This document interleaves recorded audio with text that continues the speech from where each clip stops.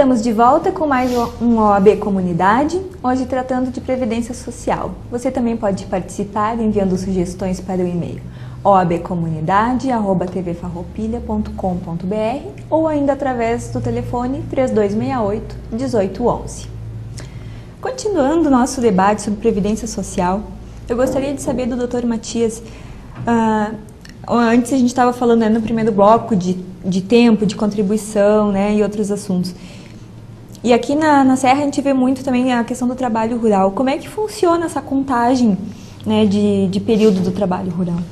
Bem, nós temos os casos, então, para os segurados especiais, como eu havia falado antes, aquelas pessoas que trabalham exclusivamente em regime de economia familiar, né, em que o homem vai se aposentar com 60 anos e a mulher aos 55 anos, quando essa atividade for eminentemente rural em regime de economia familiar, ou seja, que não dependam de empregados, que tenham uma área de terras no máximo de 4 módulos fiscais, né, uma área pequena, né, e que vivam exclusivamente, dependam exclusivamente dessa questão da atividade agrícola.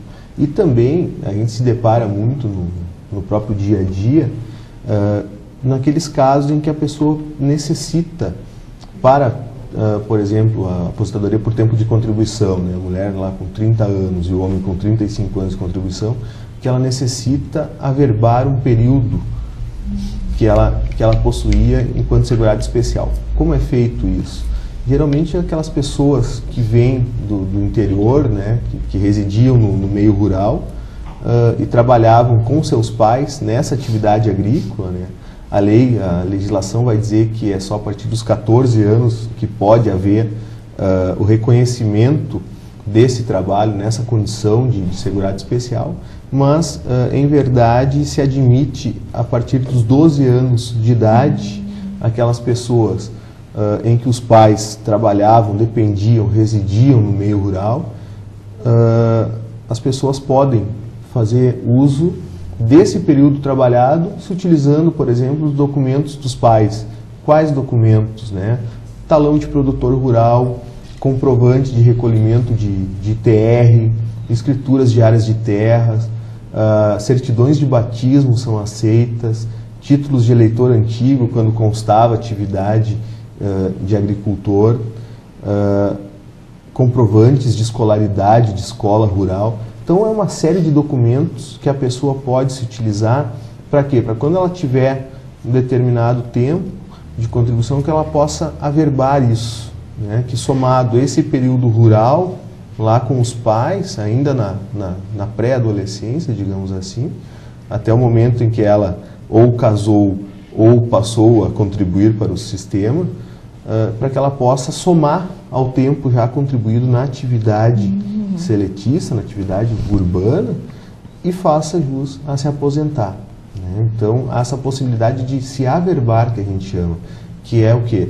Que é agregar ao todo o tempo de serviço aquele tempo desenvolvido, desempenhado na atividade rural em regime de economia familiar, né? Mais ou menos nesse sentido que essa questão do trabalho rural, ela desenvolve, desempenha seu papel.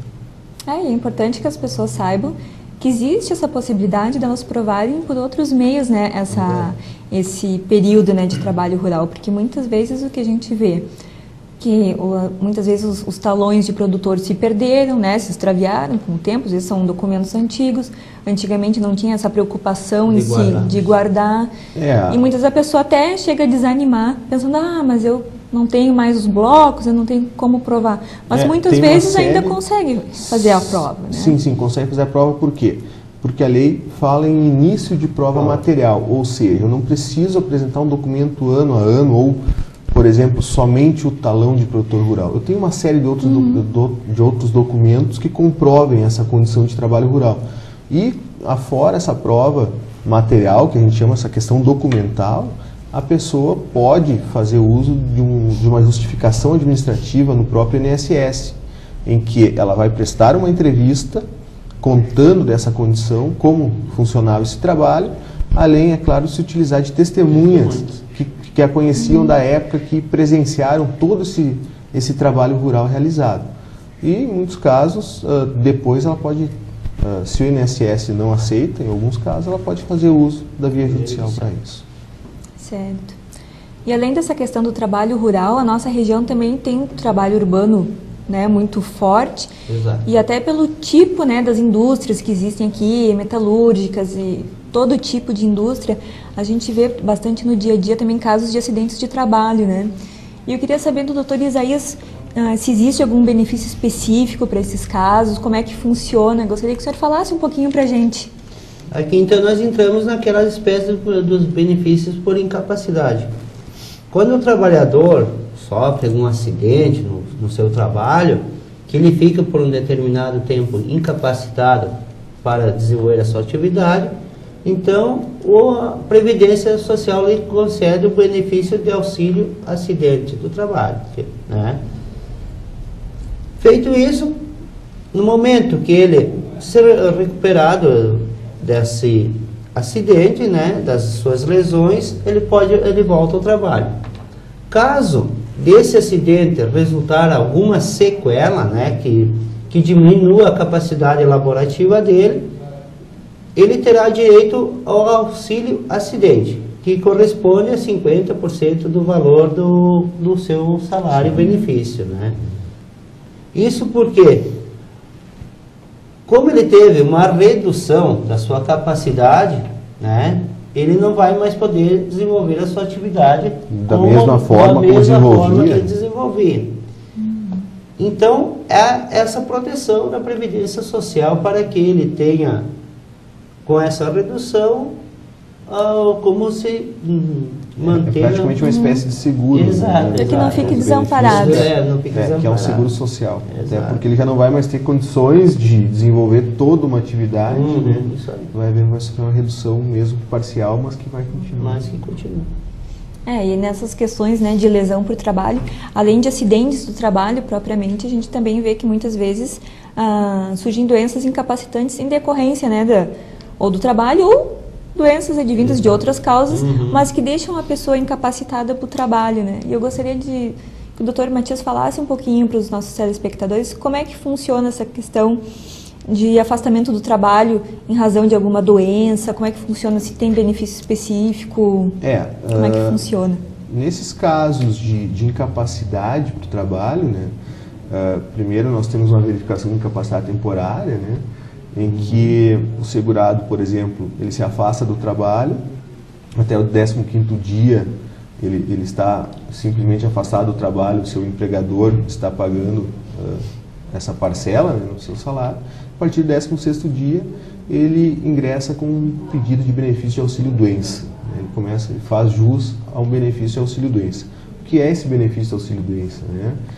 É justamente nesses casos de incapacidade temporária do trabalho em que a pessoa faz esse encaminhamento, ela vai passar por um processo administrativo no INSS com a realização de uma perícia médica, né? Então ela vai chegar com laudos advindos do seu médico, né? Do médico que está fazendo o seu tratamento. Às vezes de vários médicos, né? Às vezes são várias especialidades. Podem ser várias doenças, né? E ela vai passar por um processo administrativo, vai passar por uma perícia médica dentro da autarquia, em que vai ser verificado se realmente ela não tem condições de trabalhar, né? Aí será concedido esse benefício de auxílio-doença por um determinado período, ser fixado em perícia médica. Depois ela pode, quando cessado esse período em que ela estiver em benefício, ela pode fazer um pedido de reconsideração, uma nova perícia, até chegar o momento em que ela pode vir a ser apreciada por uma junta médica da própria autarquia e ter concedido o seu benefício de aposentadoria por invalidez. Assim como, em muitos casos, pode chegar nesse pedido para reconsiderar, né, para fazer uma nova perícia e ter negado o benefício. Por quê? Porque a autarquia, a perícia médica, vai entender que não persistem mais aquelas condições da doença, né?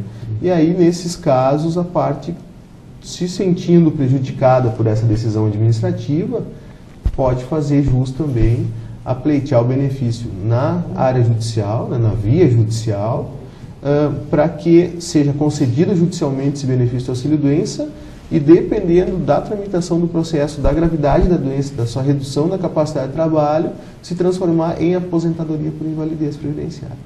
Né? Então, é mais ou menos nesse sentido que funciona o sistema do benefício de auxílio-doença, que depois pode levar a uma aposentadoria por invalidez.